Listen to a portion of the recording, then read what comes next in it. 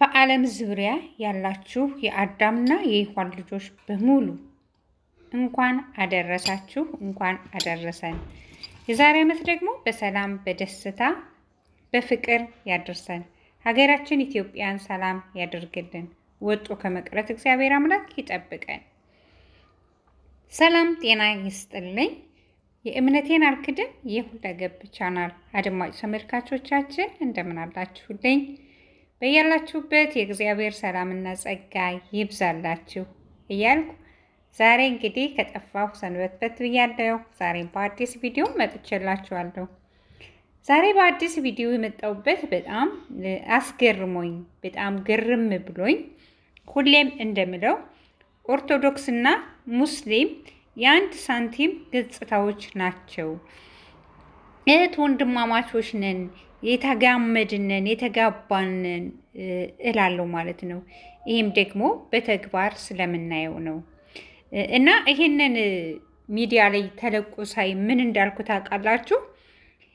ቲክቶከሮች ዛሬስ ምን ይሉ ይሆን? እነዚህ ቲክቶከር የሚባሉ ሰዎች ሙስሊምና ኦርቶዶክስን ለማጣላት በጣም ብዙ በሚዲያ የሚያደርጉትኝ አልተሳካላቸውም። እንግዲህ ያው ሙስሊም እና ኦርቶዶክስ የአንድ ሳንቲም ገጽታዎች ናቸው። በየዕለቱ በየሰዓቱ የሚያደርጉት ነገር የሚያስደምመን ነገር ነው። በጣም እንደምማለን። ኦርቶዶክሳውያን ረማዳን ላይ ልክ እነሱም እንደዚህ አድርገው ነበር ማለት ነው። ረማዳን ላይ በሚያከፍሉበት ሰዓት ሰግደው በሚመለሱበት ሰዓት ልክ እነሱም እንደዚህ እየተባበሩ ነበር። በቃ አንድነታችን፣ ውበታችን፣ መተባበራችን፣ ፍቅራችን እንደዚህ በየሀገሩ በየሁሉም ማለት ነው በየሁሉም አንድ ቦታ ብቻ ሳይሆን ይሄ በየሁሉም ሀገር መለመድና መለመድ አለበት። በቃ እንደዚህ ተባብረን የአንዳችን ለአንዳችን እንደዚህ ተከባብረን መኖር አለብን።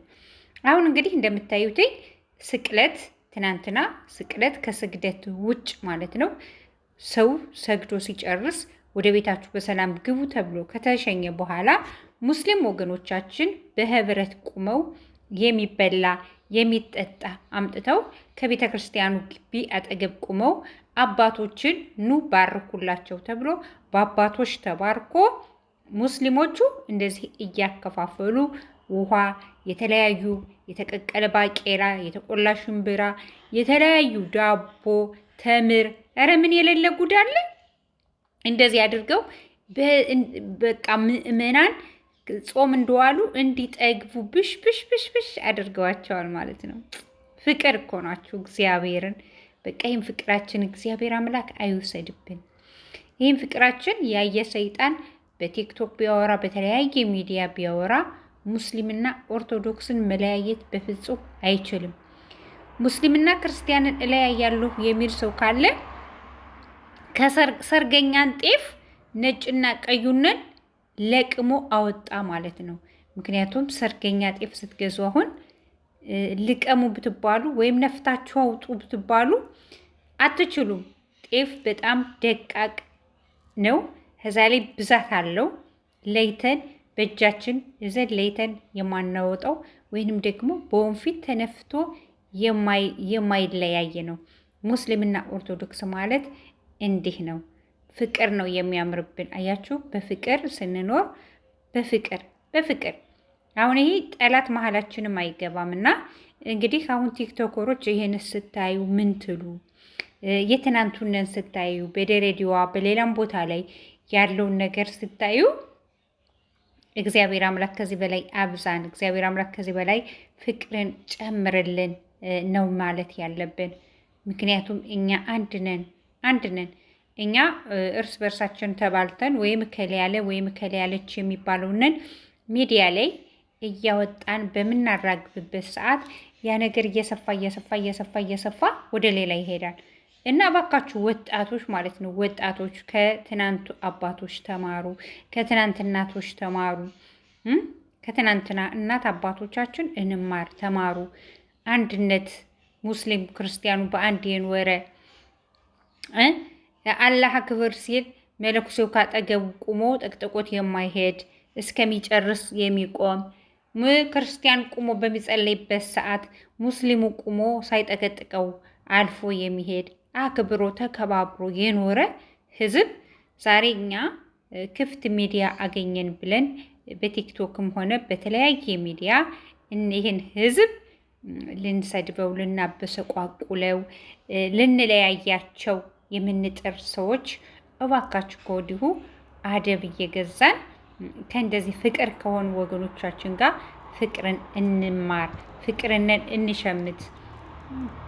ክፉነት ለማንም አይበጅም፣ መባላት ለማንም አይበጅም። በእውነት እኛ የሚያምርብን እንደዚህ በፍቅር ስንኖር ነውና ወገኖቻችን 1000 ዓመት ኑሩልን። እንደዚህ በፍቅር ተሳስበን ተጋምደን የምንኖርበት ዘመን ይስጠን፣ መልካሙን ጊዜ ያምጣልን። ሙስሊም ወገኖቻችን እጅግ አድርገን እናመሰግናቸዋለን። ክበሩልን፣ እግዚአብሔር ያክብርልን ነው የምለው እኔ በበኩሌ ማለት ነው። ትንንሽ ወጣቶች ደግሞ ከዚህ አይተን እንድንማር እንድንኖር እግዚአብሔር አምላክ ይርዳችሁ፣ በእውነት ይርዳችሁ። ይህን ፍቅር የሆነ ህዝብ ለመለያየት አትሞክሩ፣ አትጣጣሩ ነው የሚባለው አይደል? እና እኔ በጣም ደስ ብሎኛል፣ በእውነት ደስ ብሎኛል። ሲቀጥል ደግሞ ኦርቶዶክሳውያን እንግዲህ ዛሬ ቅዳሜ ሹር ነው። እግዚአብሔር አምላክ ለትንሣኤው ያብቃን። ነገ ያው ከስንት ሰዓት በኋላ ትንሣኤ ይሆናል። የትንሣኤን በዓል በምናከብርበት ሰዓት እንግዲህ በዚህ ዘመን እከሌ ያለው ማለት አንችልም። ሁሉም ያጣ ነው ያለበት ጊዜ በጣም ከባድ ነው። ሁሉም በልቶ ያድራል ማለት አይደለም። የኑሮ ውድነት ጣራ ደርሷል።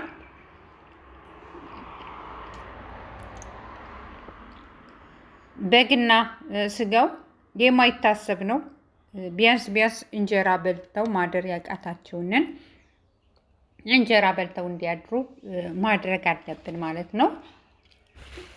የምንችል ሰዎች ከምንበላተኝ አካፍለን ሌሎቹም እንጀራ በጾም እንኳን በልተው እንዲያድሩ ብናደርጋቸው። በተለያየ የሚዲያዎች ተከፍተዋን እርዱ እየተባለ ነው። በሚዲያም መርዳት ሳይሆን ጎረቤቶቻችሁ፣ አሁን ለምሳሌ እናታችሁን የምትረዱ ሰዎች ከእናታችሁ ጋር ያሉ ጎረቤቶች፣ ምንም የሌላቸውን ጎረቤቶች ብትረዷቸው፣ አንደኛ እናት አባቶቻችሁ ሲበሉ ተሳቀው ከሚበሉ እዛ ጋ ሰው ጦሙን እያደረ ከዛ ጋ ያለው ሕፃን እያለቀሰ ያንቺ እናት አባት ያንተ እናት አባት አንተ ስለላክላቸው ከዛ ጋ ሲበሉ በሰላም ይበላሉ ማለት አይደለም። ይሳቀቃሉ። ወላጆቻችንም እኔ እኮ ልጄ ውጭ ስለሆነች ነው ይሄን የበላሁ፣ እኔ እኮ በቃ እንደዚህ የተደረገልኝ ልጆቼ ውጭ ስላሉ ነው፣ ልጄ ውጭ ባትኖር ኖሮ ልክ እንደነሱ ምንም አይኖረኝም በሚል ምክንያት ይሳቀቃሉና ከሰሩት ላይ ቀንሰው ይወስዳሉ። ከሚሰሩት ላይ ቀንሰው ወስደው እነዛንም ጎረቤቶች አብረው እንደነሱ እንዲበሉ እንዲጠጡ ያደርጋሉ ማለት ነው። እንደዛ ከሚሆነው ይልቅ እኛ ለቤተሰቦቻችን ስንልክ ምንም የሌላቸውን ጎረቤቶቻችን አብረን እንኳን አደረሳችሁ ብለን የተወሰነች ነገር ብናደርግላቸው ቤተሰቦቻችንም አይሳቀቁም። ከዛ ላይ ያሉትም ሰዎች መርቀውን እኛም በሰላም በረከታቸውን እንቀበላለን ማለት ነው። ምርቃት በጣም ጥሩ ነው። በተለይ በስደት ሀገር ላለ እህት ወንድም ምርቃት ያስፈልገናል። ምርቃታቸው ያኖሩናል። ምርቃታቸው እልፍ ያደርገናል እና ይህችንን ምርቃት ለመቀበል እኛም እንባቸውንን መጥረግ አለብን። እንደ ቤተሰቦቻችን አብረው እንዲውሉ የምንችል ሰዎች እናድርግ። ዝም ብለን ለሚዲያ ለማናውቃቸው ሰዎች እናወጣ የለ እንዲኸው አብረሽ ሩታ ምናምን እያላቸው አሁን ለሰርግ ምናምን እየወጣቸው አይደል? ለእነዚህ ጀዝባዎች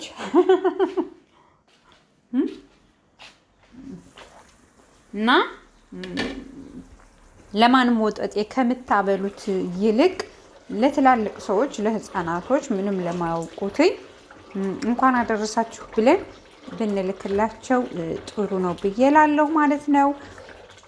ውድ ኢትዮጵያውያን፣ ኤርትራውያን የአዳምና የሔዋን ልጆች ይህን በዓል የምታከብሩ በሙሉ እንኳን አደረሳችሁ። የዛሬ ዓመት ደግሞ በሰላም በደስታ በፍቅር ያድርሰን። ሀገራችን ኢትዮጵያ ሰላም ያምጣልን። ወገኖቻችን እግዚአብሔር አምላክ ይጠብቅልን። ወጣችሁ ከመቅረት ወጠን ከመቅረት እግዚአብሔር አምላክ ይጠብቀን ይጠብቃችሁ። ከድንገተኛ ሞት እግዚአብሔር አምላክ ይጠብቀን ይጠብቃችሁ። እንኳን አደረሳችሁ። በድጋሜ ሰላም ሁኑልኝ። ባይ ባይ።